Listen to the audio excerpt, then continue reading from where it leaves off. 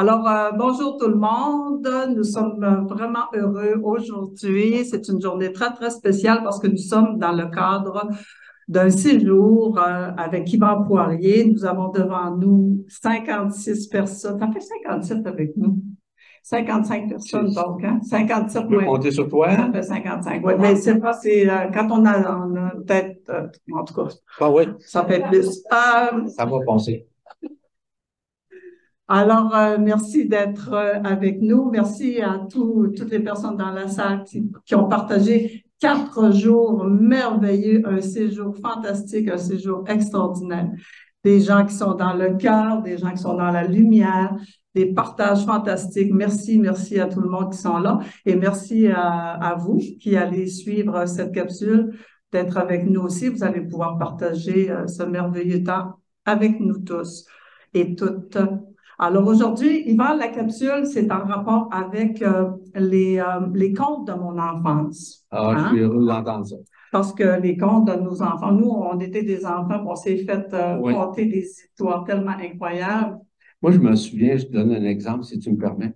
À l'époque, devant nos petits écrans en noir et blanc, on a regardé Walt Disney le dimanche soir, à 20 heures, tous les dimanches soirs. Oui, Hein? Tu te oui, souviens de oui, ça? oui, le petit château, là, tu vois, Ah, avec ah ouais, la petite c'était fille qui descendait. extraordinaire. Oui. Un très beau souvenir. Je regardais ça. J'étais couché à terre avec les deux coudes devant la télé. Puis je regardais ça. C'est un souvenir impérissable pour moi. Ah oui, c'est formidable. Tu vas nous parler justement là, des auteurs qui ont Oui, conçu ces contes-là. oui. Il y avait les frères Grimm, il y avait Charles Dickens, hein, très connu. Il y a Walt Disney, naturellement, tu vas nous parler de ça. Charles Perrault et Jean de La Fontaine aussi, qui a fait des fables Oui, fantastiques. Je ne des sais pas, est-ce que tu veux commencer peut-être à nous parler de ces êtres-là aussi? ben, en fait, chacun des êtres ont joué un rôle prépondérant au sein nécessairement de la télé, hein. Des histoires, des livres qu'on a pu, les contes en l'occurrence. Ce que je retiens de tout ça, c'est que chacun a apporté un point de vue distinct à sa façon, à sa manière et surtout à sa canalisation. Derrière ces personnages, ils ont toujours d'autres personnes qui sont en réalité, pour la très grande majorité, des médiums. OK. Ces médiums-là apportent énormément d'informations à ces personnages qui sont, on va dire, les maîtres d'œuvre, les réalisateurs, etc. Ça, c'est intéressant quand même. Mais ces gens-là sont à la base, évidemment, de toute cette réalisation-là. Ça reste quand même que c'est... Moi, je regarde surtout les gens qui sont derrière eux, qui ont apporté ces idées, qui ont apporté ces innovations, qui ont apporté ces images, puis, ils ont été capables justement d'aller chercher nécessairement ce qui pouvait attirer l'œil humain. OK. Et j'ai bien dit l'œil humain. L'œil humain, pour moi, c'est l'imaginaire. Hein? C'est l'imaginaire dans le sens où on voit devant la télé des images, mais aussi des histoires. On entend des histoires. C'est des contes, en quelque sorte. Et c'est bien imaginé.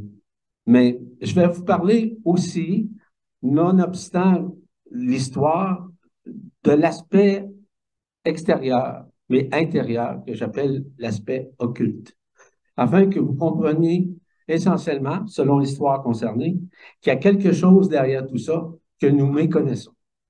Et ce que nous méconnaissons, est-ce que vous avez le droit de le savoir? Oui. Mais ce n'est pas de juger ces gens-là.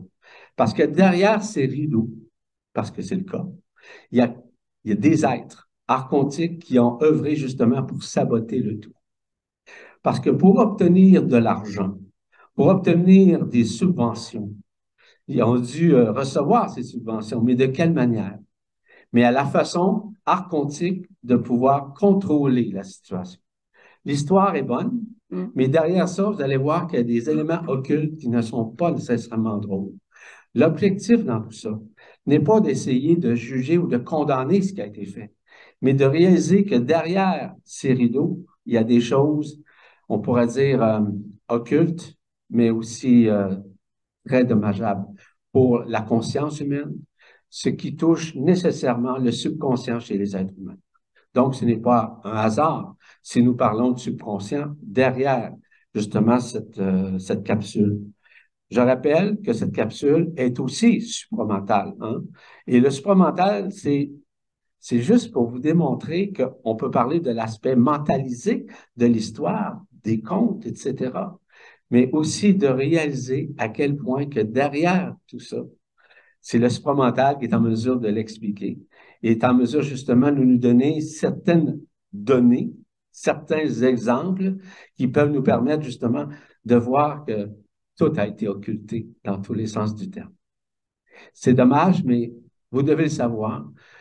C'est pas, je le répète, ça n'a rien à voir à condamner quiconque. C'est simplement de voir les aspects obscurs derrière tout ça, les zones d'ombre qui ont permis quand même de diffuser ça. Parce que derrière tout ça, il y avait un grand subconscient, OK, qui était linéaire, il y avait un grand subconscient qui était dualitaire, qu'on parle nécessairement des pixels, hein, quand on parle des pixels, le 0 et le 1 qu'on retrouve sur nos télés. Hein? Mais derrière tout ça, une image. Donc, je peux vous parler aussi, oui, de l'imaginaire, mais aussi de l'imaginal, que ces êtres-là, nommément, On avait OK? les frères Grimm, on C'est avait ça. Dickens, Walt Disney, Perrault et La Fontaine en particulier. Donc, ces gens-là avaient une idée extraordinaire et étaient vraiment, véritablement inspirés pour faire cela. Mais évidemment, qu'il y avait des choses à payer derrière tout ça. Et on a placé derrière eux des êtres qui avaient les compétences, qui avaient nécessairement tout le bagage pour pouvoir créer, pour pouvoir manifester, réaliser ces contes-là, mais à leur façon, selon leurs droits. Ça va de l'occulte jusqu'au plan sexuel, jusqu'à ce point-là. Donc, c'était très spécial ce qu'on va parler. Et on avait affaire à des enfants, là. Exactement. À cette époque-là, là. Tout pour sublimer l'enfant dans son subconscient. Et c'est ce qu'on essaie encore aujourd'hui. C'est ce qu'on a encore sur nos télés. Oui, absolument. Les effets occultes. Ces effets occultes que les gens ne perçoivent pas.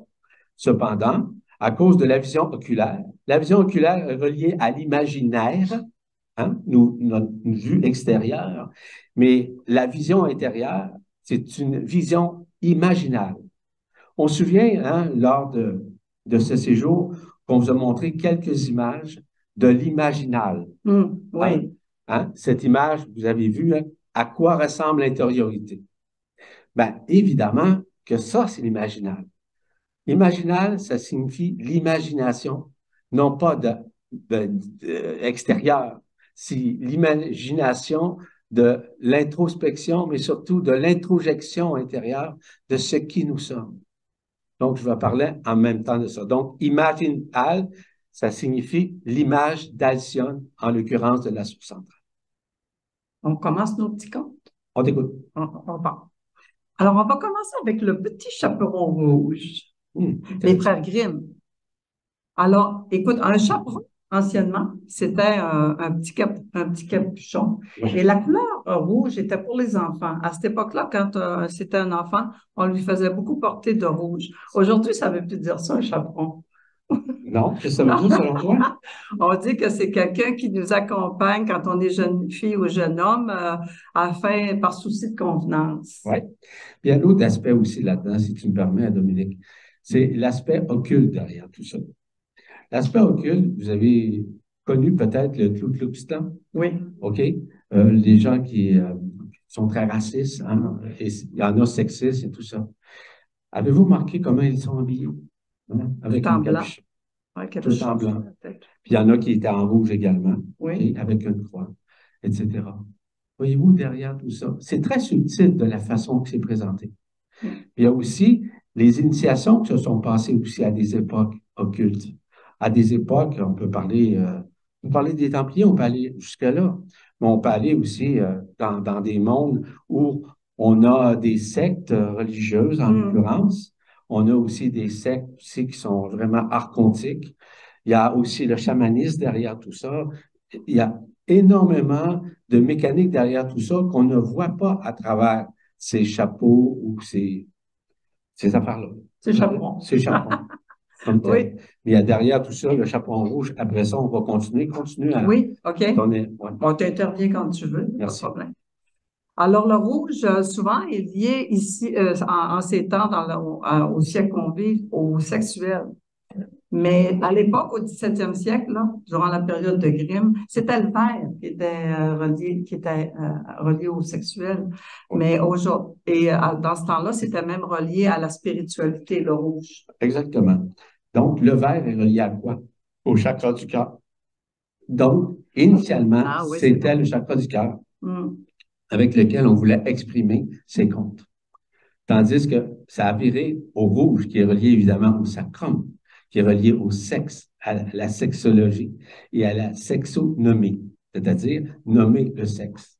Mais c'est très subtil, hein, la façon que ça se fait Oui. derrière, parce que c'est un peu dans les années 50-60, il y avait des annonces qu'on ne voyait pas, hein, subtiles dans les annonces publicitaires, OK, qui étaient déjà cachées. C'était sous-tendu par des images en arrière-plan qui étaient imprégnées nécessairement dans ce 0 et ce 1. Ça arrivait comme des flashs, hein? Ça faisait comme des flashs. Ouais. On voyait ça quand on allait plus au cinéma, hein, sur grand écran. Oui. Continue. On continue? OK. Alors oui, ça avait une connotation particulièrement plus religieuse, spirituelle, voire même de protection. On parle du loup. Hey, le loup qui mange la grand-mère, c'était tellement traumatisant. Ça, oui, mais ça enfants, voulait dire bien des choses. Oui. Ben oui. Regarde l'historique. Évidemment, des relations sexuelles et aussi l'évocation des relations sexuelles, mais au surplus, les méthodologies sexuelles. Hein? Les sexes entre hommes-femmes, hommes-hommes, etc., etc. C'était très subjectif. Et cette subjectivité-là ramenait les gens à... Mais les gens ne voyaient... Nous, comme enfants, on ne voyait pas ça comme ça. Non, c'est ça. On voyait ça comme méchant. Oui. Il y a une chose que je veux vous dire par rapport au loup. Le loup, en général, est relié évidemment à la sexologie, mais est relié aussi au contrôle. Hein? Est relié aussi à tout ce qui est relatif, si vous voulez, au pouvoir. On sait qu'il y a des clans, mais ça fait partie des clans. On sait qu'il y a toujours des chefs de clan. Hein? Toujours. Tout le temps. Donc, ils sont des chefs de clan. Et ils sont des abuseurs, façon de parler. Oui. Et ils attirent nécessairement le groupe avec eux. Ils doivent suivre le soi-disant chef ou le soi-disant maître dans tout ça. Mais il y a des clans au niveau des animaux aussi, des chefs d'œuvre derrière tout ça. On dit que le loup, c'est un séducteur. C'est lui qui triche pour obtenir ce qu'il veut. Oui. Le loup, dans sa partie sombre, symbolise la noirceur. Les loups hurlent la nuit. Hein, hurler au loup, hein, c'est une expression qu'on dit. S'appeler l'âme. Ça symbolise le chaos. Donc aussi, si on parle de chaos, on parle aussi de transformation. Exact. Hein? Fait que, mais le loup a servi souvent aussi comme serviteur du malin. Exactement. Donc, d'ailleurs, avec ces deux oreilles pointues, c'est relié évidemment à deux cornes. Deux cornes qu'on a appelées évidemment Belzébuth, pour vous donner un exemple. Qu'on appelle aussi les forces belzébuthiennes. À l'intérieur de ces mécanismes-là, on pourrait dire qu'ils ont apporté de l'argent pour créer ces films-là. Il y avait les forces lucifériennes, évidemment, mais il y avait surtout les forces belzébuthiennes qui sont reliées aux forces intérieures cornées, puis les forces aussi arimaniennes. Les forces arimaniennes, c'est les forces qui sont reliées à l'argent, hein, au pouvoir financier, etc. Et par la suite, évidemment, les forces sataniques sont rentrées dans le jeu et les forces diaboliques. Diabolique, vous savez ce que ça veut dire? Diaboliser. On dit diable. On le dit en anglais. OK? Ça veut dire division, mais able. Able veut dire capable de diviser. Donc, l'aspect diabolique était derrière tout ça. Comme vous pouvez voir, ça a été très occulte. Toutes ces cérémonies et tous ces contes à plusieurs niveaux. On aura l'occasion d'en parler sur d'autres, là, mais pour vous donner un exemple, pour vous préparer à entendre des choses. On parle que là, le loup avale la grand-mère. Exactement. On dit qu'à ce moment-là, c'est comme d'entrer dans le chaos est relié au loup. Exact. Donc, la grand-mère est mangée par le loup. Donc, la grand-mère entre dans un chaos, si on veut, excusez-moi, pour vivre la transformation, puisque séjourner dans son ventre appelle, dans le fond, la gestation, la retraite du futur initié dans un lieu isolé, caverne, chambre fermée, pour y subir une mort. Donc, la grand-mère subit une mort provisoire. une étape indispensable à la renaissance ultérieure. Intéressant. C'est intéressant parce que ça nous permet de voir la subtilité derrière le geste, en tout cas le fait que le loup mange la grand-mère, mais derrière tout ça, encore une fois, des éléments qui nous ramènent à des peurs. Puis le plus bel exemple que je vais vous donner, beaucoup de personnes, peut-être plusieurs d'entre vous, avaient à l'occasion rêvé à des loups. Oui. Je ne sais pas si ça vous est déjà arrivé. Mais en tout cas, moi, ça m'est déjà arrivé. Puis quand ça arrive, à un moment donné, c'est une clé, ça, qui disent l'occultation du loup, mais pas du loup comme on connaît. C'est ce qu'on appelle le loup astral. C'est ce qu'on appelle le loup archontique, qui est relié justement au loup diabolique. Le loup diabolique, il est présent et ce loup diabolique nous empêche de nous reconnaître. Le loup diabolique, c'est le subconscient. Ben moi, tu vois, j'ai parlé du mental parce que j'ai dit, tu vois, le Qui est relié loup au mental. est relié au mental parce que pour moi, ma vision, c'était comme le loup est relié au mental, si tu veux, celui qui veut séduire, qui finit par t'avaler, qui veut tout le temps, puis tu en as parlé tout au long du séjour, ça, Yvan, là, oui. que le subconscient, c'est toujours de séduire, c'est l'imposteur.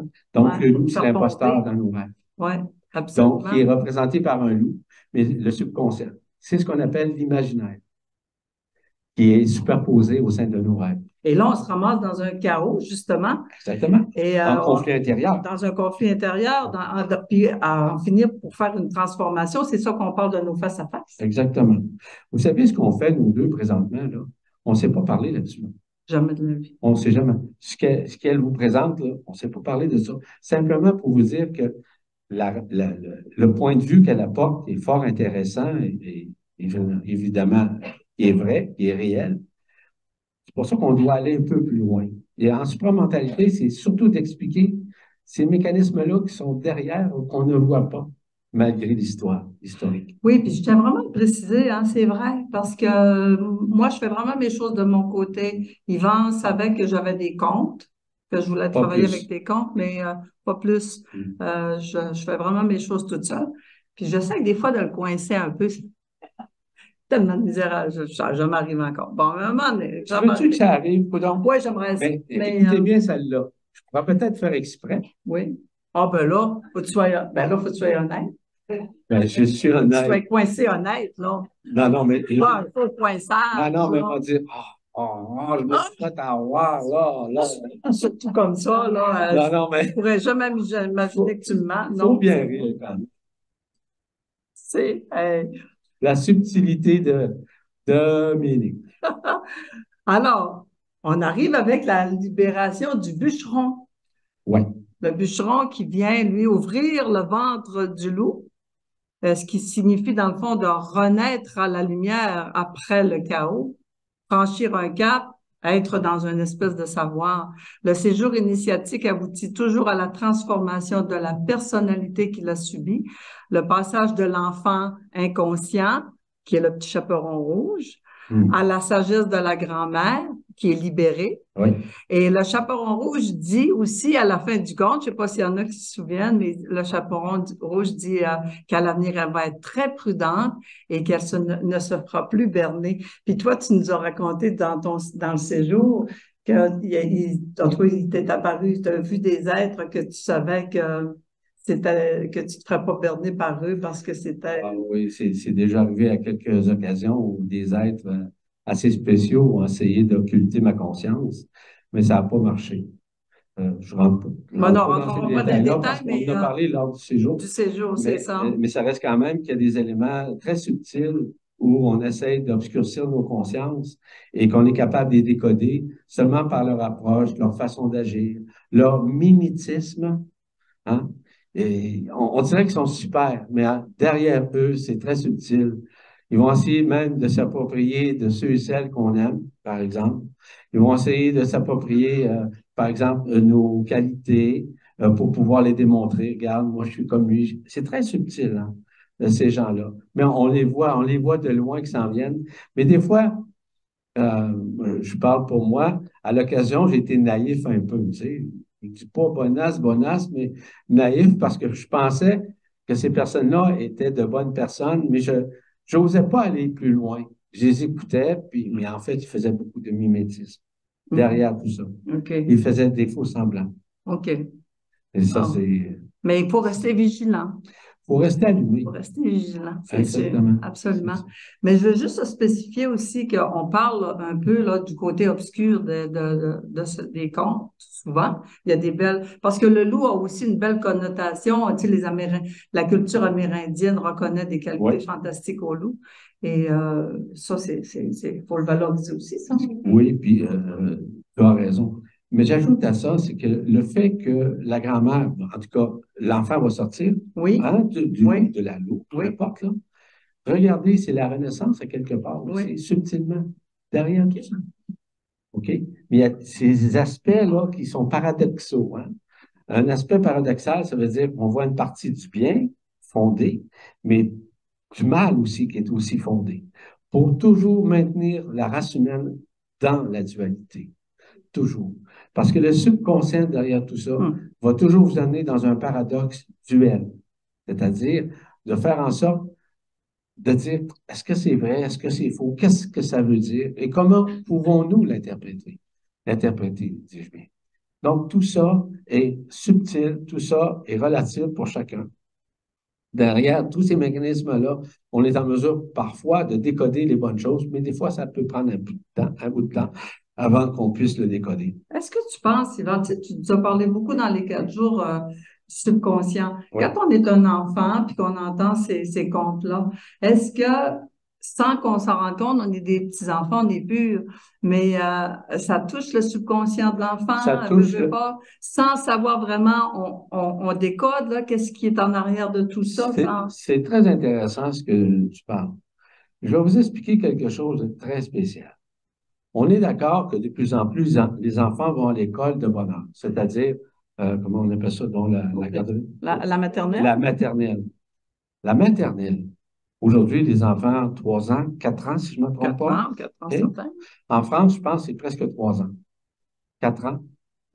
4 ans ici au Québec. En France, c'est possible que ce soit 3 ans? 3 ans. 3 ans, c'est bien ça. OK. Savez-vous quand est-ce que l'enfant commence à perdre ses pouvoirs intérieurs? 6 ans. 7 ans. 7 ans. Donc, on abuse de l'enfant en l'occultant de cette façon-là. L'âge, on passe à un autre stade, c'est après 7 ans. Donc, l'enfant entre 3, par exemple, et 7 ans est occulté complètement. Son subconscient est déjà plein d'illusions, de formes, d'histoires. Regardez ce qui se passe. On fout les enfants devant les écrans, devant des films, etc. On occulte leur conscience. Tout est relié évidemment au subconscient qui, lui, se sert des émotions de tout ça pour pouvoir occulter davantage l'enfant au cours de sa vie. On voit les enfants qui sont très actifs, même hyperactifs à ce moment-là, sont hyperactifs parce que le subconscient les énerve. Il les excite mentalement, psychologiquement et psychiquement surtout. Donc, à cette époque-là, ils n'avaient pas les écrans comme nous en a aujourd'hui, mais ils avaient des contes. Il y avait les contes derrière tout ça. D'après moi, c'était un peu mieux de les écouter, raconter ou de les lire en imagerie, là, dans les livres de contes. Si on parle de Tintin, par exemple, ça, c'est intéressant. C'est intéressant. Oui. C'est le cas de le dire, hein? C'est intéressant. Oui, oui. Oui. C'est la subtilité du verbe. Oui. C'est intéressant. Non, voyez-vous? Mais c'est ça la subtilité. Mais ça reste une chose. Ça va pas t'intéresser encore, mais ça reste subtil. Mais derrière tous ces mécanismes-là, on se fait avoir, on se fait duper par ces subtils. Ce que je percevais, j'ai commencé jeune à voir ces choses-là. Puis, mais j'avais, on va dire, pas le bagage nécessaire pour en discerner les mécanismes derrière en totalité.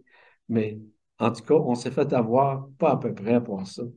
On s'est fait occulter dans notre conscience pendant des années. On se fait encore occulter énormément par ces imageries de cet imaginaire. Et cet imaginaire-là n'est pas notre imaginal. Parce que le jour où on reconnaît l'imaginal à l'intérieur de nous, l'image réelle de qui nous sommes, c'est ça que ça veut dire. Là, à ce moment-là, notre point de vue sur la vie, sur les films, etc., font en sorte de dire, on se garde, on va dire comme un petit gêne, un bémol, puis on fait plus attention. Parce que plus on avance et plus on se désoccupe, plus on arrive à inhiber le subconscient, à taire le subconscient, on taire également le mental, que lui capture les images, hein, capture devant l'écran de la conscience du mental et aussi de la conscience. Et on voit ça, on voit arriver ça beaucoup plus vite aujourd'hui aussi. Énorme. Dès que tu commences à être un tout petit peu vigilant, c'est pas long qu'à un moment donné. Exactement. Ça se ressent immédiatement. On ressent ça tout de suite. Hein? Oui. Je voulais juste dire, Yvan, tout à l'heure, tu t'es adressé à des gens dans la salle de France. On s'est informé. Mais dans notre groupe, il faut préciser qu'il y a des gens de partout du Québec. Dans toutes les régions, plusieurs régions du Québec, il y a des gens de France et il y a des gens de l'île de la Réunion. Ça vient de loin dans le séjour. Oui, effectivement. Ça vient vraiment de loin. Alors, je voulais le préciser. Qui ont daigné se déplacer pour venir nous rejoindre. De la France, on a quoi, une douzaine, une quinzaine de personnes, quelque chose comme ça. Super, merci. Bon, merci à tout le monde d'être là. Oui. Dans cette séance, dans cette capsule, hein, inédite. Oui. On essaie le plus possible d'expliquer selon des historiques. Et nous sommes directement au lac Saint-Jean, à Métabetchouan, Marie-Reine du clergé. C'est ça, hein? Un beau séminaire, un endroit fantastique. Cet après-midi, on s'en va mettre les pieds à l'eau dans le lac Saint-Jean. Oui, pour pouvoir bénéficier de cette eau lustrale. Cette eau lustrale qui a adoubé ce lac et tous les lacs du Québec et partout dans le monde. J'aurai l'occasion, évidemment, d'expliquer tout ça aux gens, cette historique-là qui a commencé déjà il y a quelques années, mais qui s'est amplifiée de plus en plus journalement. Ça a commencé en Gaspésie, cette histoire-là. J'aurai l'occasion d'en parler. Le feu de l'eau. Le feu de l'eau. Est-ce qu'on continue avec un autre petit conte? Oui. Est-ce que tu avais terminé? Est-ce que pour toi, tout est correct là-dessus? C'est simplement pour lancer un tableau général là, vis-à-vis le loup. Alors, on prend Blanche-Neige. Oui. Avec les frères Grimm, toujours. Blanche-Neige. Et les sept nains. OK. Ouais. Ça, c'est intéressant aussi. Oui. Un esprit pur, Blanche-Neige, hein? Ça représente un esprit pur, blanc, neige qui est de l'eau, hein? Parce que la neige, c'est de l'eau. On parlait justement de l'eau, là, tu vois. Ouais. Les eaux d'en haut, la lumière qui est cristallisée. Les sept nains, dans le conte original de 1812 des frères Grimm, les nains étaient déjà sept, mais ils n'avaient pas de nom. C'est Walt Disney qui a donné les noms aux nains. Ouais. On a aussi le fameux miroir. T'interviens quand tu veux. Hein, on a le fameux miroir magique. Hein? Miroir, dis-moi qui est la plus belle. Et pourquoi le suis-je? Et pourquoi le suis-je? Et comment le rester? Il faut dormir. OK. Alors, le miroir qui est le reflet de notre intérieur. On dit que le miroir, écoute, ça m'a intéressé. On dit que le miroir est une passerelle entre le conscient et le subconscient. On a parlé beaucoup du subconscient. Ben oui. Ça, tu vas nous expliquer ça. Le subconscient et le conscient sont entrelacés de la même manière que le monde spirituel et le monde matériel sont interconnectés. En ce qui concerne la croyance en général, les miroirs sont considérés comme des portes, des passerelles à travers lesquelles les esprits ou autres entités peuvent voyager. Les esprits. Les esprits de la foi. Ça, c'est le fun, ça. On peut parler aussi des esprits, des entités du bas astral. On peut parler des entités archontiques. On peut parler des succubes. On peut parler aussi des incubes. Ce sont des entités, ça. Donc, tout ça fait partie justement de l'arnaque au niveau du subconscient. Donc, le subconscient est entouré d'une gaine isolante. Je vais en parler lors d'un stage que je vais faire prochainement. Et évidemment, ce subconscient, la gaine isolante retient aussi, mais cette gaine isolante, c'est une programmation. Et cette programmation-là fait en sorte qui vient, on va dire, occulter le mental. En occultant le mental pense recevoir de l'information, mais en somme, c'est de la désinformation. C'est une nouvelle programmation. Cette programmation, le mental subit des forces du subconscient. Le subconscient, lui, est relié nécessairement à ce qu'on appelle un programme, parce que le subconscient, c'est un programme. Donc, vous avez déjà vu comment fonctionne un ordinateur en général. Il y a plein de fils après ça, il y a plein de logiciels, il y a plein de programmes, de programmation, peu importe. Mais ça ressemble énormément à ça, mais c'est pas la même forme, en l'occurrence. Hein.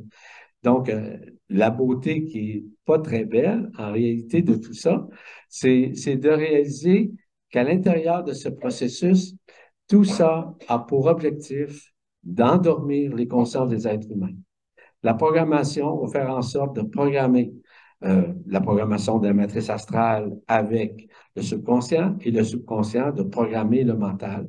Et le mental de discourir, c'est-à-dire d'avoir un état discursif, de mettre les gens en dissonance cognitive au sein de leur cerveau, parce qu'il n'y a pas de communication entre le cerveau droit et le cerveau gauche. Donc, parce qu'il y a un interstice, c'est-à-dire une séparation, comme vous savez, au niveau du cerveau. Mais tout ça est relié à quoi? C'est relié au mental reptilien. Le mental reptilien, qui est le troisième mental, en réalité, le troisième cerveau, si je peux appeler ça comme ça. Bon, mais il est interrelié. C'est lui qui captive, toutes ces informations-là, qui occulte davantage la conscience et qui maintient la conscience toujours dans l'endormissement, c'est-à-dire dans une conscience qui devient et qui est maintenue d'une façon ordinaire. Donc, il n'y a pas de supraconscience. La supraconscience commence à s'élever au sein de la conscience de l'être humain en supramentalité. Donc, comme tu peux voir, et à l'intérieur de, tu vas voir, tu vas détailler ça. Un peu. OK? Je ne sais pas, je lis Parce que je vais te rendre à la pomme. C'est ça. Pom, pom, Pom, pom, pom. ça, j'ai fait à mon épouse. Pom, pom, pom. Ah ouais, j'ai demandé à. Bon, elle me dit, t'es le pommier arrivé. On a des fois.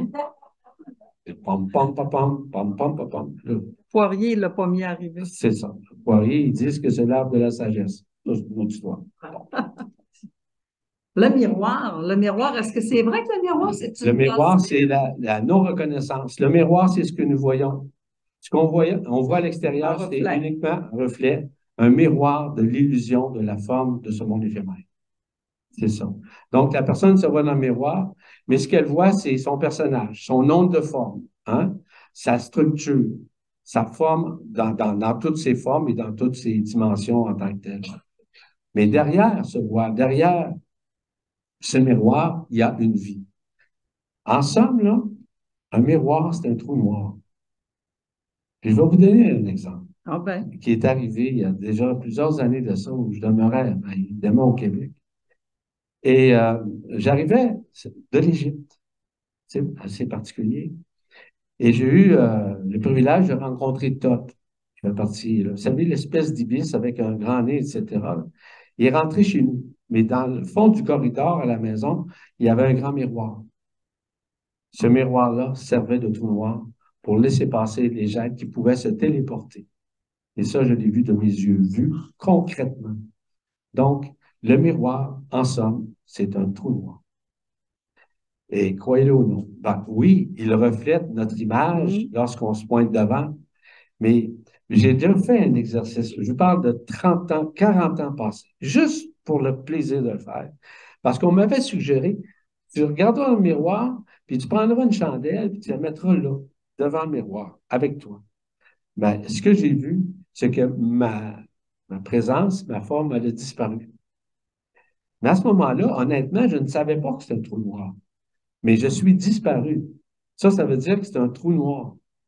Et aujourd'hui, vous pourrez faire l'exercice si vous souhaitez, prendre une chandelle, la déposer sur une table devant un miroir, ou peu importe. Vous allez voir que c'est très subtil lorsque vous vous concentrez. À un moment donné, votre image va disparaître. Il y a un portail qui va s'ouvrir en tant que tel.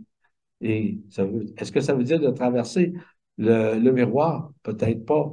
Je ne vous suggère pas de toute façon parce que vous ne savez pas qu'est-ce qu'il y a de l'autre côté. Mais lorsque Thoth a traversé le miroir, j'ai vu que c'est un trou noir. Vraiment.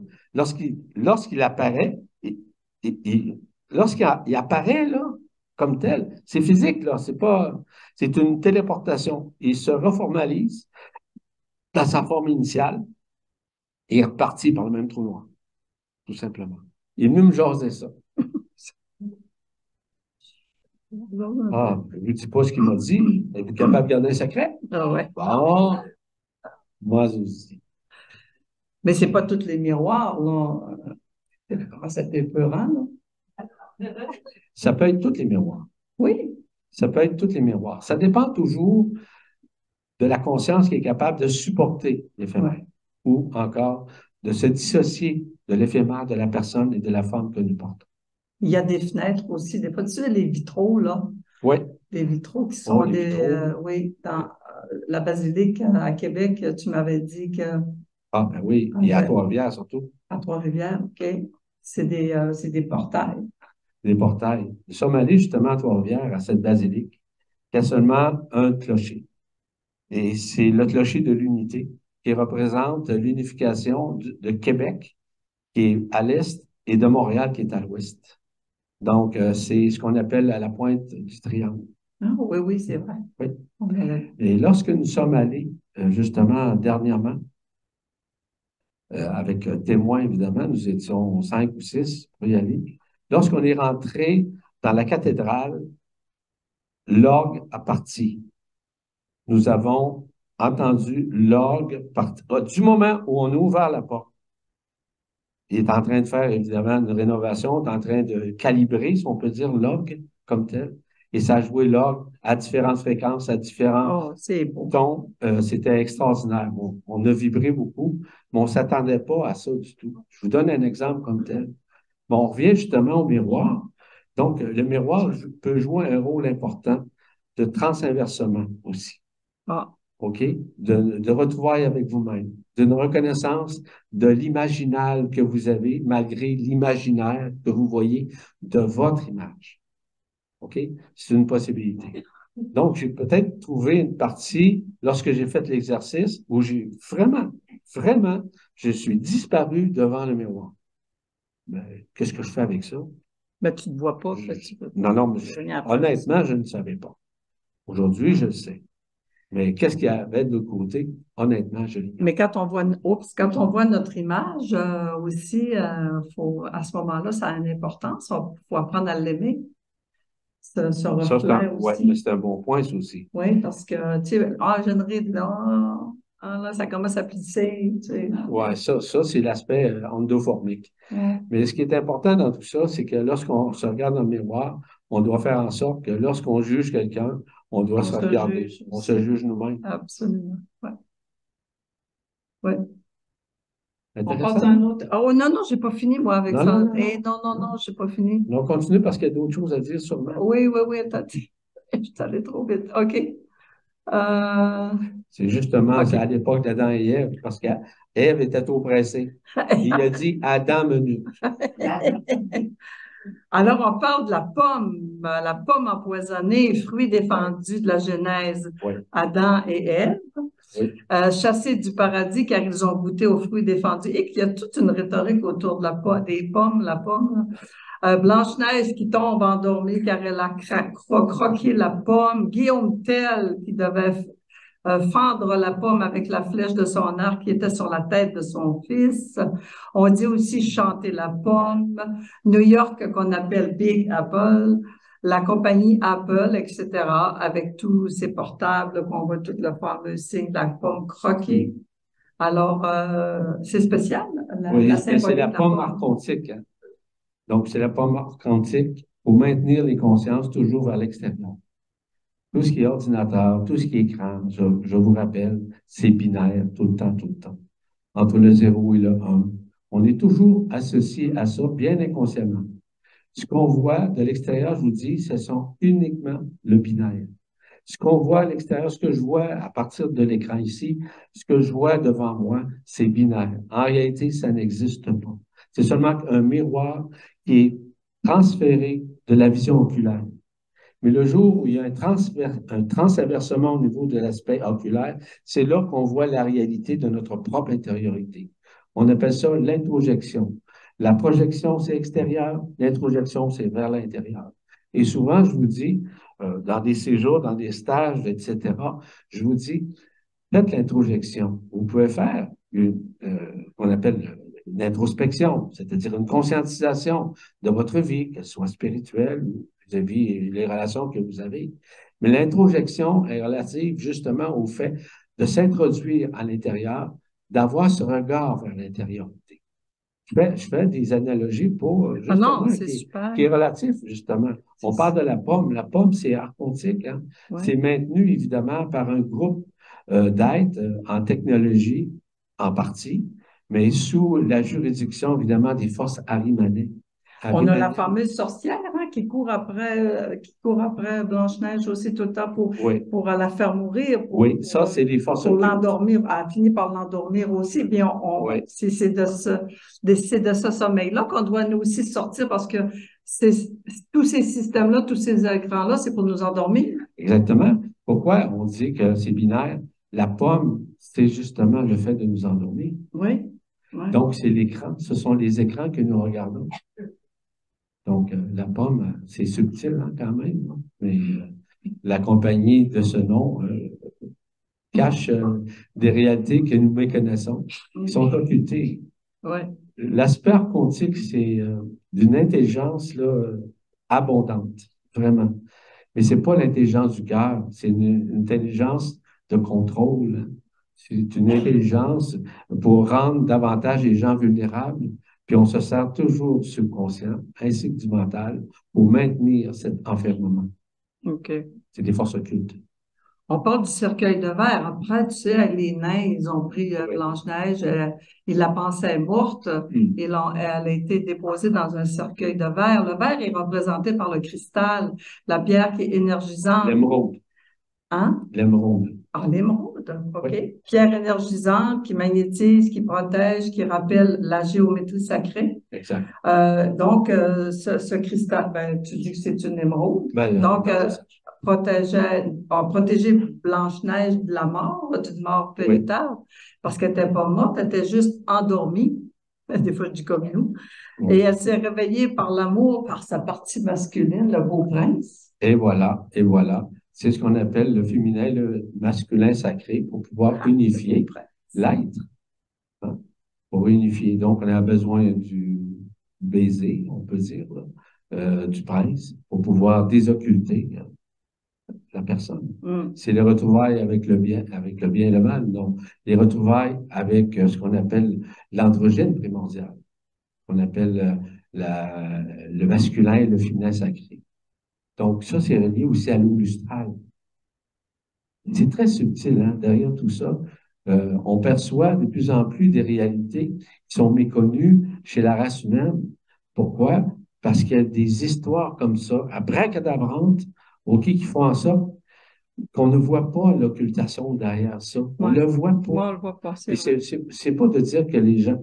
On va vous dire une chose, puis ça nous concerne tout le monde. Nous sommes une gang d'innocents, puis une gang d'ignorants de tout ce qui est caché derrière les forces occultes. Vraiment. Et c'est pour ça qu'on fait des stages. C'est pour ça que lors du stage, ceux qui sont dans la salle présentement, est-ce que vous avez appris beaucoup de nouvelles choses? Oui. Hein? Ça a éveillé quelque chose en vous pour vous aider à comprendre essentiellement ce qui vous êtes à l'intérieur de vous. Mais ce n'est pas d'obtenir davantage de connaissances, c'est simplement pour vous aider à désocculter ce qui sublime votre conscience. On l'est depuis la toute petite enfance, hein? Oui, je reviens aux 7 nains. Oui, ah oui. Oui, il y a un aspect sexuel là-dedans. L'aspect sexuel qu'on ne connaît pas. Derrière, j'ai déjà vu sur Internet que les 7 nains avaient eu des relations occultes avec comment ça s'appelle? Blanche-Neige. Blanche-Neige. Avec Blanche-Neige. Et c'était très subtil et très subjectif à ce moment-là. Puis ça a allumé quelque chose en moi. Que ça témoignait, parce que des fois, on a toujours pensé que les nains, en somme, qui sont des gnomes, OK, ont abusé. Et c'est pour ça, en l'occurrence, que Blanche-Neige s'est fait avoir aussi. Parce que ça avait été occulté par la sorcière noire qui a porté la pomme, OK. OK, et qui a endormi pour que les 7 nains abusent. Encore là, je vous dis, c'est subjectif, mais est-ce que c'est ça dans l'histoire? Est-ce que ça veut dire ça? Je parle que les enfants ne peuvent pas découvrir nous-mêmes, évidemment, à cause de notre innocence, notre ignorance. Ouais. Mais j'avais vu ce lien-là, puis j'ai trouvé ça intéressant parce que Blanche-Neige aurait été abusée à ce moment-là. Dans quelle mesure je ne peux pas valider, contre-valider tout ça, mais à quelque part, il y a peut-être quelque chose de vrai derrière ça. Tu veux dire que c'était des versions de l'histoire Oui. qui disaient ça? OK. Exactement. OK. Ah, Donc, des peut-être. fois, hein, Ouais. il y a des choses qui sont sous-tendues qu'on ne voit pas, mais c'est subtil. OK. Est-ce que le fait que 7 nains, le 7, est-ce que c'est. Le 7, on le retrouve partout? Partout, ben, au Fait que- niveau de la C'est création. pour ça que j'ai pas. On a déjà parlé des 7 super-univers. En réalité, il n'y en a pas 7, il y en a 12. Mais il y en a 5 qui n'ont pas été encore désoccultés, qui n'ont pas été encore connus. En réalité, il y a 7 super-univers connus, mais il y en a 5 autres qui sont méconnus. Et en tout cas, peut-être un jour, quelqu'un va les trouver, il va trouver ces super-univers derrière d'autres plans, d'autres dimensions. Peut-être. Je ne sais pas. Mais je sais qu'il y en a 12. OK. On se dirige vers Cendrillon. Oui. Charles Perrault. Alors, Cendrillon, qui est dans l'humilité totale, hein, qui joue dans l'âtre du foyer, la cendre, la pénitence, l'humiliation. On joue aussi, on parle aussi, bon, elle a la fée là, qui la transforme, hein, Encore une fois. encore une fois. La fée, c'est des forces occultes tout le temps. Ouais. Il y a des forces blanches, il y a des forces noires. Donc, des fois, il y a des forces blanches qui paraissent blanches, mais ils ne sont pas blancs. Bon, c'est ça qui n'est pas facile. Hein. C'est ça qui est difficile à distinguer. Hein. Ouais, c'est là, je trouve ça dur.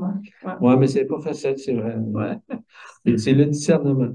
Mais on peut discerner. Il y a différentes formes de discernement. Il y a le discernement mental, OK, où on a l'expérience, on a les connaissances, les expériences ont été expérimentées avec l'expérimental.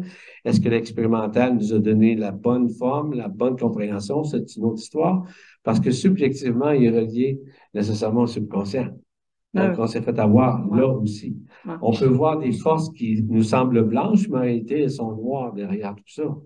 Donc, c'est encore subjectif, tous ces mécanismes-là. Donc, oui, pour elle, là, Cendrillon, comme tel, je peux faire une blague là, pour vous dire que son cousin s'appelait Cendrier. Il faut rire. OK. Je vais la faire partir à rire. Là. C'est elle qui dit de la faire derrière. Il arrive quand je ne m'attends pas. Oui, c'est sérieux, relativement sérieux ce qu'on fait, mais on ne se prend pas au sérieux. Ben non, surtout si vous avez vu le scénario qu'on a fait, juste avant. On ne l'a pas enregistré, une chance. J'espère qu'ils vont l'oublier. Non, écoutez. Oh non, c'était amusant. Alors, on parle de la pantoufle de verre liée au pied. Dans le séjour, on a parlé des liens avec les pieds. Hein? Exactement. Lié au pied, l'enracinement aussi. Le pied est conducteur du fluide magique de l'énergie divine dont l'homme est chargé. Ouais. Cet état sacré qui se relie à la mère terre, permettant à l'énergie divine de s'y déverser. Marie-Madeleine a lavé les pieds de Jésus avec ses larmes. Et Jésus lui-même avec des personnes qui étaient invitées. Ses apôtres, certains de ses apôtres. Exactement. Les pieds absorbent les énergies de la terre. Oui, moi je trouve ça intéressant, si tu me permets. Je voudrais vous parler un petit peu de ça. Évidemment qu'elle a perdu un de ses souliers dans le carrosse, etc. On ne raconte pas l'histoire, vous l'avez connaissez plus que moi. C'est que ça l'empêchait vraiment de recevoir intégralement l'onde de vie à l'intérieur d'elle. L'onde de vie, ce sont les forces de lumière en être-terre qui est reliée au feu de l'eau.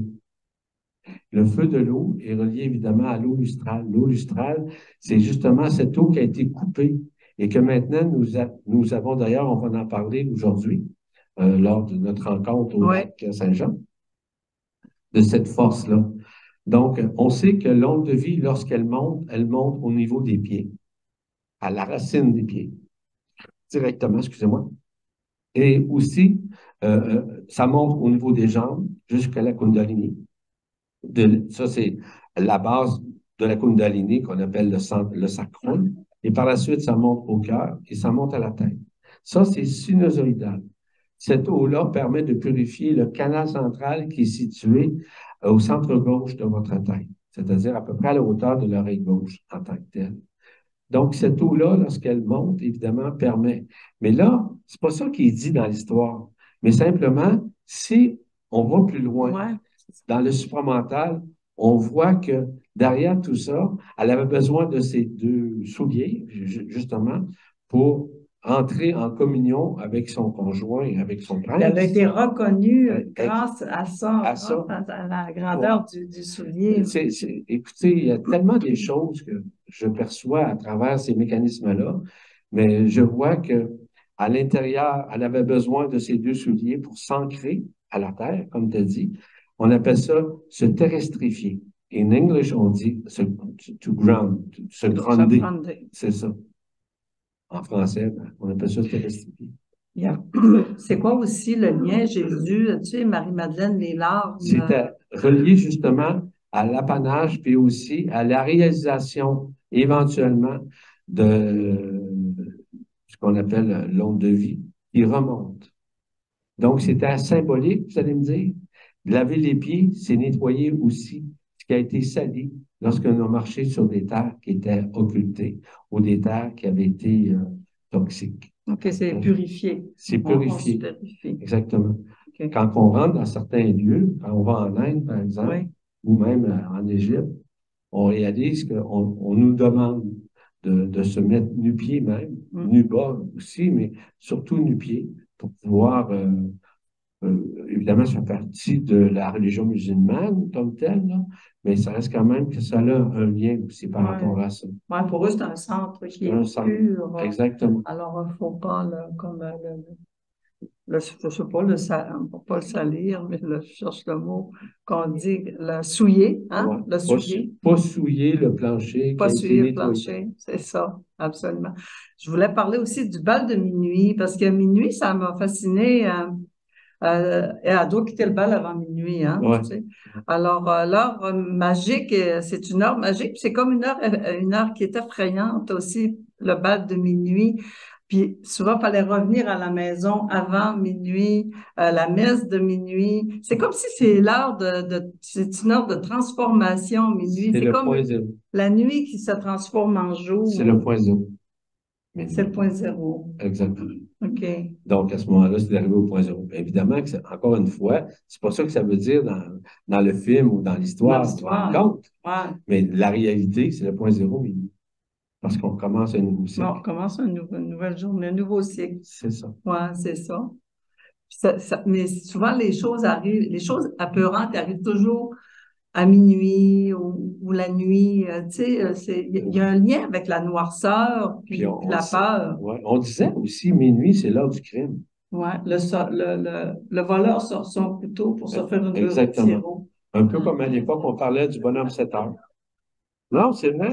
Hein, pour forcer les enfants à aller se coucher. Là, c'est vrai? Ah oui, c'est vrai. Ah, on disait ça quand on était jeune. Le voleur sort son couteau pour se faire une beurrée de sirop. Ben, c'est du sirop d'érable. Non, de la mélasse, c'est noir. De la mélasse? Oui. Ben oui. La mélasse. Alors, la marraine, la fée qui transforme une citrouille. La citrouille qui est le symbole de la renaissance rapide. La transformation radicale et parfois soudaine, invitant à l'intériorisation, à une renaissance, à des nouvelles expériences. Ainsi, on apprend que nous sommes un carrosse, qui est notre corps, et c'est mené par un cocher, qui est le mental, et tiré par des chevaux, qui est notre énergie, le tout avançant sur un chemin, les événements de notre vie. J'ai une petite anecdote avant, Yvan, j'ai trouvé ça vraiment drôle parce qu'ils disaient qu'ils ont transformé aussi les 6 lézards en laquais, tu sais. Les laquais, c'était les personnes qui embarquaient, tu sais, qui montaient dans le carrosse à l'arrière et qui entouraient un peu le carrosse. Mais, mais Grimm, c'est-tu Grimm? Non, c'est Perrault. Il a fait un petit clin d'œil parce qu'il disait que les lézards, tu sais, c'est les animaux qui se couchent sur la roche puis qui passent la journée à se faire chauffer au soleil et puis qui font absolument rien. Fait qu'il faisait un clin d'œil au fait que les laquais, ils avaient pris les lézards pour les transformer parce qu'ils faisaient rien, finalement. Ils s'accrochaient après le carrosse. J'ai trouvé ça drôle. Mais c'est un peu ça, hein, tu vois, toutes les, la citrouille, le mental, c'est exactement tout ça, hein? Oui, oui, tout à fait. Donc, la citrouille est reliée à quoi? À ce que la citrouille contient. Contient un fruit. Hein, c'est ça? Oui. La citrouille, c'est un fruit. Oui. Donc, le fruit à l'intérieur, c'est un nectar. Et ce nectar-là est nourrissant, mais aussi, il est adoubant. Lorsqu'on mange de la citrouille, c'est bon pour la santé, contrairement à ce que bien du monde pense, mais ça reste quand même que c'est un fruit qui permet justement de transformer. Il transforme quoi? Des parties du corps qui ont été occultées, comme tel, qui ont été transinversées. Est-ce que ça veut dire que tu as commencé à manger nécessairement de ça, de la citrouille? Mais une bonne tarte à citrouille, c'est bon. C'est bon. C'est plein de graines dans ça, là. C'est prolifique, c'est vrai. Là. Hein, il y a plein de fruits comme ça là, auxquels nous sommes, entre guillemets, associés et qu'on aime beaucoup. Oui. Oh, là, je vais arriver à quelque chose que tu vas aimer, Yvan. Excalibur. Oh. Je pense que tout le monde connaît l'histoire, en fait, d'Excalibur. Certains considèrent qu'Excalibur et l'épée du rocher, preuve du lignage d'Arthur, ne sont qu'une seule et même arme, mais dans la plupart des versions de la légende, ce sont bien 2 épées distinctes. Excalibur, l'épée magique incassable, elle peut casser toute matière et son fourreau protège contre toute blessure. Donc, celui qui la porte sur un champ de bataille devient invincible. Donc, c'est l'épée du roi. L'épée devient le lien entre le souverain et la terre. Puis là, je me souviens que dans le film, quand Excalibur a été cassé, là, ça a été comme dramatique parce que c'était le roi qui comme coupait avec la terre, avait plus de lien avec la terre. C'était comme si c'était l'épée qui faisait ce lien-là. Oui. Oui, effectivement. Ce que je regarde derrière tout ça, c'est que Excalibur, premièrement, c'est un métal de silice. C'est du silice en tant que tel. Donc, c'est pour ça qu'il était très puissant. Il fallait être nécessairement avec un corps des traités, Arthur, pour pouvoir soutirer cette épée du rocher en tant que tel. Donc, il fallait un état pur. Et le corps des traités, qu'on appelle le corps de lumière, le corps ascensionnel, le corps de lumière, tout simplement, ce qu'on appelle le corps des traités, OK, lorsque tu es intégré, à ce moment-là, ben, tu rencontres ton épée qui est également une source de silice, parce que ton corps ascensionnel, le corps des traités, c'est un corps de silice. L'union des deux a permis nécessairement de soutirer l'épée. L'épée est reliée évidemment à la croix, c'est-à-dire à la transfixion. Lorsqu'on parle de l'épée, c'est un épée de lumière, évidemment. Mais ça, on ne le voit pas. Hein? On voit les épées, mais il y a des épées de lumière qui sont des épées de silice, incassables. Tu ne peux pas casser ça. Mais par contre, s'il y a une brisure, s'il y a une cassure parce que c'est arrivé, ben, automatiquement, il y a une brisure au niveau de l'être en même temps. L'être quitte pour pas que personne puisse saisir ou s'approprier l'épée en tant que telle de silice. OK. Parce que, évidemment, que cette épée s'est retrouvée dans le lac des Fées, hein? Si oui, je me trompe pas. C'est la fée du lac. La fée du lac, comme tel. Oui. Et cette histoire-là, après Cadabra, dans tous les sens du terme, parce que le roi Arthur, pour votre information, historiquement, c'était la fréquence de Yeshua, de Jésus. Ah oui? Ouais. Ah oui? Oui. Dans la remontée ancestrale, c'était la fréquence de Jésus, de Yeshua. Et Merlin? Et Merlin qui est relié évidemment à, dans l'historique, Merlin était aujourd'hui ce qu'on a connu Omram Mikhaël Ivanov. Oui. Oui, Omram Mikhaël Ivanov a été Merlin comme tel. Merlin l'enchanteur, Merlin l'alchimiste comme tel. Donc, vous connaissez sûrement Omram Mikhaël Ivanov. Donc, il a été effectivement Merlin dans l'histoire. Accompagné, évidemment, qui était très proche au moment-là du roi Arthur, qui était, on va dire, lié à lui. Et il apportait justement cette alchimie. C'était l'alchimiste qui permettait justement de créer des forces, de créer soit des tensions, soit des occultations, soit des libérations, avec l'alchimisation qu'il faisait devant les gens, dans sa magie, dans sa chimie. Il était très puissant, ce Merlin. On dit que c'est la Dame du Lac qui a fabriqué l'épée. C'est une fée, c'est la fée, c'était la fée des dragons, hein? Oui, c'est la fée des dragons. Oui. Pourquoi? Parce qu'on parle des dragons, hein? Les gens pensent qu'il y a des dragons ordinaires, mais en fait, il y a différents types de dragons. Vous avez les dragons d'air, hein? D'eau, de feu, de terre et d'éther aussi. Donc, lorsqu'on parle d'éther, on est ce qu'on appelle l'éther primordial, c'est l'unification des 5 feux, c'est-à-dire l'air, l'eau, le feu, la terre et l'éther. C'est ce qu'on appelle l'éther primordial. C'est avec cet éther primordial que Merlin aussi a retransmis cette information-là à la fée du lac, comme telle, pour la maintenir, parce qu'elle était la gardienne au sein du lac. Et lorsqu'on voit émerger du lac comme tel l'épée, ça veut dire que l'élévation va permettre justement à celui qui va prendre le pouvoir, parce que c'est revenu au pouvoir, pas un pouvoir exacerbé pour contrôler, mais c'est un pouvoir en tant que souverain. Okay. Pourquoi que, par exemple, certains souverains, certains rois, reines, peuvent adouber les gens? Ben, ils ont cette espèce d'historique derrière ça, qui est relié évidemment à l'alchimisation que Merlin a apportée aux époques. On parle que Merlin, l'enchanteur, c'est un personne légendaire, prophète, un magicien, doué de métamorphose, commandant aux éléments naturels et aux animaux. C'est un magicien, mais il se fait enfermer par la magie de Mordred. Mordred. Mais l'amour pour son roi qui le désenferme finalement. Exactement. Je voulais dire quelque chose, ça va me revenir peut-être plus tard. OK, on continue. Lancelot du Lac, le plus grand chevalier formé par la Dame du Lac, c'était la fée Viviane, hein, qu'on appelle. C'était la fée Viviane. Ouais. Le Graal des autres, ben là, on parle aussi du Graal parce qu'ils s'en vont en quête. Ils font une quête, la quête du Graal, qui est dans le fond autre que le Saint-Calice, c'est-à-dire la coupe avec laquelle Jésus a célébré la scène et dans laquelle a ensuite été recueilli son sang. On dit que c'est Joseph d'Arimathie qui a recueilli, qui a ramassé, qui aurait emporté et caché le Saint Graal. On parle du calice d'Antioche qui était conservé à New York dans un musée, mais que ce serait pas vraiment là.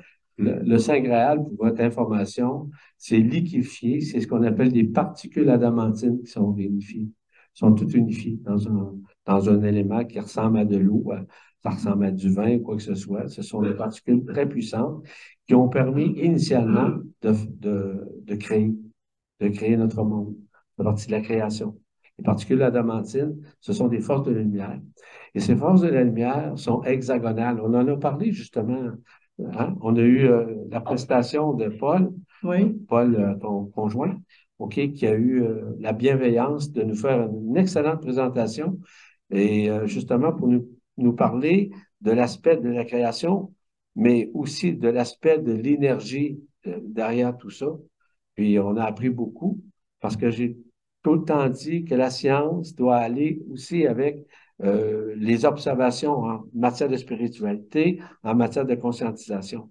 Donc, les deux sont une amalgame ensemble et qu'on doit écouter attentivement ce que la science découvre et développe présentement avec les découvertes qui sont relatives à la spiritualité. Donc, oui, essentiellement, quand on parle du Graal, c'est justement des particules adamantines. Et c'est toutes ces particules adamantines qu'on appelle la lumière authentique, OK, qui est hexagonale. D'ailleurs, je le répète encore, nous sommes adoubés de tout ça, parce qu'à l'intérieur de nous est cachée justement cette lumière authentique. C'est caché par quoi? C'est dans nos cellules. Ce que nous avons dans nos cellules, il y a un noyau qui empêche cette lumière de sortir. Ce noyau est en train d'éclater et j'utilise toujours le maïs soufflé, le popcorn. C'est ça qui est en train de se faire. Plus vous vous conscientisez, plus vous vous reconnaissez, plus vous savez aimer inconditionnellement et plus se déverse en vous cette lumière authentique afin que la lumière qui est à l'intérieur de vos cellules, vous puissiez davantage en bénéficier et de pouvoir grandir avec votre corps de silice, qu'on appelle le corps d'être. Voyez-vous, l'amalgame des deux, c'est interrelié, tu sais. Tout est interrelié. Si l'univers est interrelié, si le soleil est interrelié avec nous, c'est que nous sommes déjà cela. C'est ce que nous voyons à l'extérieur est déjà en notre propre intérieur. Et on mentionnait justement l'image qu'on a démontrée lors du séjour, à quel point que la vérité est vraiment dedans. Mais c'est ça notre Graal à nous. Hein? C'est notre Graal parce que nous sommes imbibés de cette lumière, nous sommes imbibés de ces particules adamantines. Donc, si vous voulez savoir c'est quoi la lumière authentique, ce sont des particules adamantines qui sont toutes en nous. C'est toutes des petites, on va dire, pellicules extrêmement brillantes, comme telles. On a Camirio qui s'approche tranquillement. Non, on a quelqu'un qui arrive. Donc, il met tes lunettes, il ne verra pas. Aimerais-tu qu'on parle de Scrooge? Moi, j'ai trouvé ça... Oui, Scrooge, oui, il était un petit peu spécial. C'est spécial, ce personnage-là. Hein? La veille de Noël, Ebenezer Scrooge. Est-ce que tout le monde connaît Scrooge? Non! C'est un homme très radin. C'est un vieil usurier misérable d'une maison de comptable londonienne qui ne partage pas la joie de Noël. Il décline l'invitation de son joyeux neveu, Fred Hollywell, à un dîner de Noël et rejette l'offre de deux messieurs de collecter l'argent. Il était vraiment égoïste, égocentrique. Surtout narcissique. Narcissique, oui. Son fidèle employé, Bob Cratchit, demande à Scrooge de lui permettre de prendre un jour de congé le jour de Noël pour passer du temps avec sa famille, ce à quoi Scrooge accepte à contre-cœur avant de partir. Mais dans sa maison, Scrooge reçoit la visite du fantôme de son associé décédé, Jacob Marley, qui l'avertit de se repentir de ses mauvaises manières ou il sera condamné dans l'au-delà comme il était portant de lourdes chaînes forgées de sa propre cupidité. Jacob informe Scrooge que 3 esprits vont lui rendre visite pour le guider hors de sa misère. Très bon film. Mais moi, j'écoute tout le temps ça à Noël. Ouais. Ça, super. Alors, c'est un voyage dans le temps. En fait, c'est un voyage dans le temps, c'est un déchaînement. C'est que, vous savez, on a été occultés. Nous sommes en train de nous désocculter. Nous sommes en train de vivre une grande libération. En somme, ce sont des chaînes qui nous ont maintenus. L'enchaînement est en train de se fondre devant l'écran de nos consciences grâce à la lumière authentique qui permet justement cette libération de plus en plus grande à l'intérieur de soi. Parce que ces chaînes-là sont en dedans. Hein? Les chaînes, ce sont les forces occultes. Je vous ai parlé au tout début, lorsque je vous ai parlé des forces lucifériennes, des forces prométhéennes, des forces belzébuthiennes, puis évidemment riemanniennes, etc., diaboliques comme telles. Ce sont ces forces-là qui nous maintiennent dans l'illusion, dans la forme. Mais c'est maintenu par quoi?